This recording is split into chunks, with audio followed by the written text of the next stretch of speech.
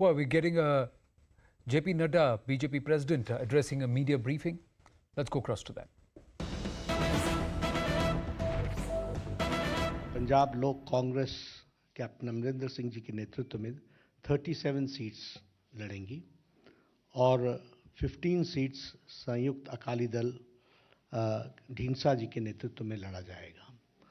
ये चुनाव जैसा कि मैंने कहा कि this is the broad figure which I am giving and एक दो ऊपर नीचे अकॉर्डिंग टू द सीट्स रहेगा। मित्रों, जहाँ तक चुनाव का सवाल है, ये एनडीए अलायंस इस चुनाव को बहुत ही सीरियसली और बहुत ही महत्वपूर्ण चुनाव है इस दृष्टि से इसको लेते हैं।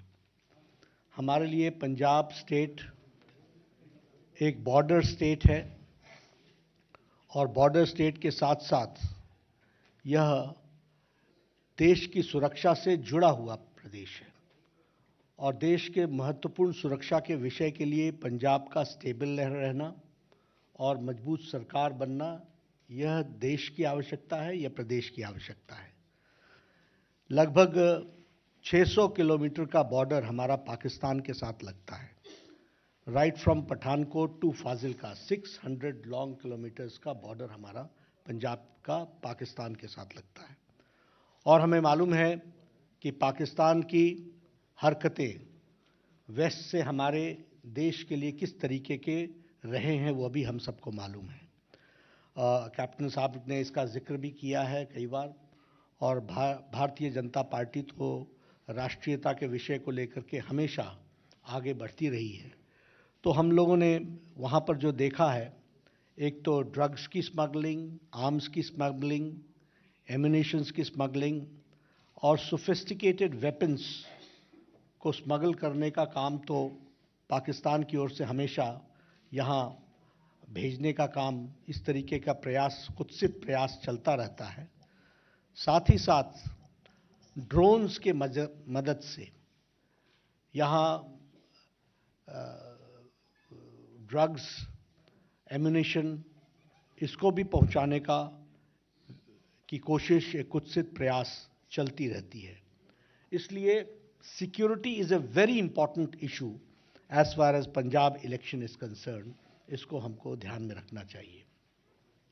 हम सबको मालूम है कि हमारे देश के प्रधानमंत्री मोदी जी के विजनरी और डायनेमिक लीडरशिप में देश बहुत तीव्र गति से आगे बढ़ रहा है और देश एक तरीके से लीप्स एंड बाउंड में आगे बढ़ रहा है, छलांग लगाता हुआ आगे बढ़ रहा है हर दृष्टि से।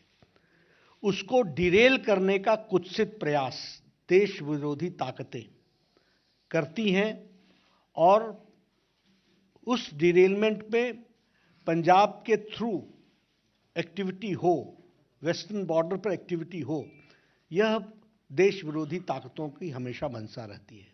इसलिए यह चुनाव और पंजाब स्टेट हम सब के लिए बहुत ही महत्वपूर्ण होता है। जहां तक इलेक्शन का सवाल है, this NDA alliance does not only see as a change of regime, यह सिर्फ सत्ता परिवर्तन का ही माध्यम हम नहीं मान रहे इसको। यह कोई सरकार बदलना ही इसका उद्देश्य नहीं है। यह चुनाव आने वाली पीढ़ियों को सुरक्षित करने के लिए और पंजाब को स्टेबिलिटी देने का चुनाव है और ये अलायंस जो हमारी है वो उसको उसी तरीके से देख रही है। अगर पंजाब स्टेबल होता है तो और सेफ होता है तो देश सुरक्षित रहता है। और जहाँ तक पंजाब का सवाल है, पंजाब ने देश को जो दिया है और जिस तरीके से लीडरशिप दी है वह हमेशा सराहनीय रही है। अगर हम पंजाब की बात करें, डिफेंस में the contribution of Punjab can never be forgotten, कभी हम भूल नहीं सकते हैं। देश की सुरक्षा में जिस तरीके से पंजाब के लोगों ने अपने आप को बलिदान दिया है डिफेंस के दृष्टि से, उसी तरीके से फूड सिक्योरिटी के दृष्टि से भी देखा जाए तो पंजाब ने जो लीडरशिप दी है उसको भी देश याद रखता है और उस फूड सिक्योरिटी ने देश को बहुत बड़ी ताकत दी है। पंजाब ने हमेशा हमारे आशाओं को पूरा किया है. It has always fulfilled the expectations of the people of the country. इसलिए Punjab has been a leader in its own way और उन्होंने हम लोगों को दिया, हम लोगों को देश को एक दृष्टि से दृष्टि भी दी, दिशा भी दी है और ताकत भी प्रदान की है. इसको हमको ध्यान में रखना चाहिए. अगर हम सैक्रिफाइस की बात करें तो हम कभी भी गुरु गोविंद सिंह जी के बलिदान को नहीं भूल सकते. उनका हम योगदान को हम नहीं भूल सकते हैं. गुरु तेग बहादुर जी के बलिदान को हम नहीं भूल सकते हैं, जिनको हम हिंदी चादर के रूप में जानते हैं. उसी तरीके से अगर हम देखें तो जो शौर्य और बलिदान पंजाब का रहा है, उसको सदा सदा भारत का इतिहास याद रखेगा. इसलिए वैलर और sacrifice of Punjab is always kept in high esteem and उसको हम पूरी इज्जत और पूरे याद करते हुए उसको हमेशा जो उन्होंने शहादत दी है, जो उन्होंने बलिदान दिया है, जो उन्होंने शौर्य दिखाया है, उसको उस देश हमेशा नमन करता है और याद करता है. पंजाब ने हम लोगों को सांस्कृतिक दृष्टि से भी नेतृत्व दिया है.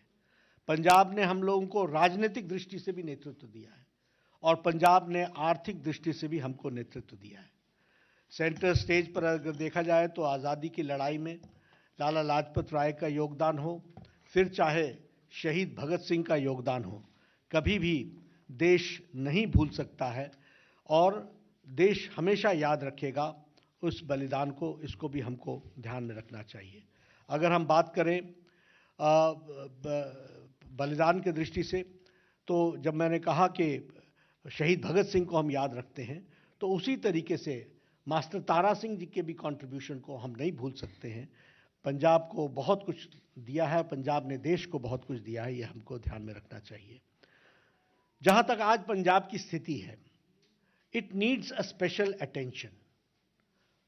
आज एक विशेष ध्यान देने की आवश्यकता है. पंजाब एक प्रोग्रेसिव स्टेट होने के बावजूद आज 3 लाख करोड़ के डेट में खड़ा है और उसी के साथ साथ जो ये डेवलपमेंट इंडेक्स पर खड़ा था, धीरे धीरे खिसकते हुए ये नीचे की ओर आया है.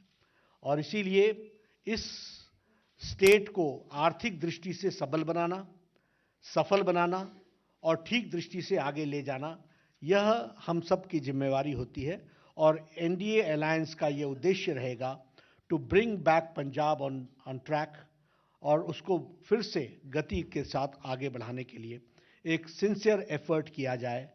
और इसके लिए सेंटर स्टेट रिलेशनशिप स्टेबिलिटी के लिए भी और सेफ्टी के लिए और सिक्योरिटी के लिए यह भी बहुत आवश्यक है. इसको हमको ध्यान में रखना चाहिए.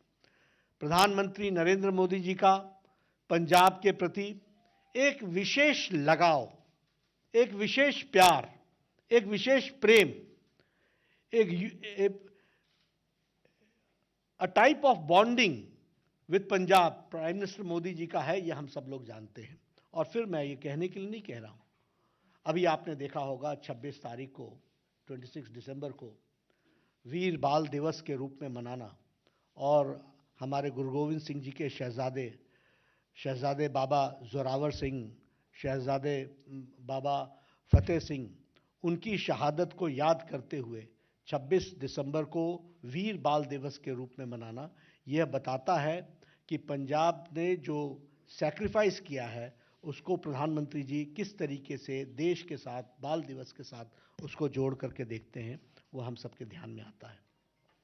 जो काम मोदी जी ने सिख भाइयों के लिए किया है, it is a matter of pride for all of us कि वो काम जो बड़े लंबे समय से लंबित थे, उन कामों को पूरा करने का काम मोदी जी ने किया है. And again I will narrate, अगर FCRA का प्रतिबंध हरमंदिर साहब से हटा है और आज FCRA के बाहर हम के प्रतिबंध न लगने के कारण जो फॉरेन कंट्रीब्यूशन हरमंदिर साहब को मिल सकता है, इसका भी फैसला प्रधानमंत्री मोदी जी ने लिया.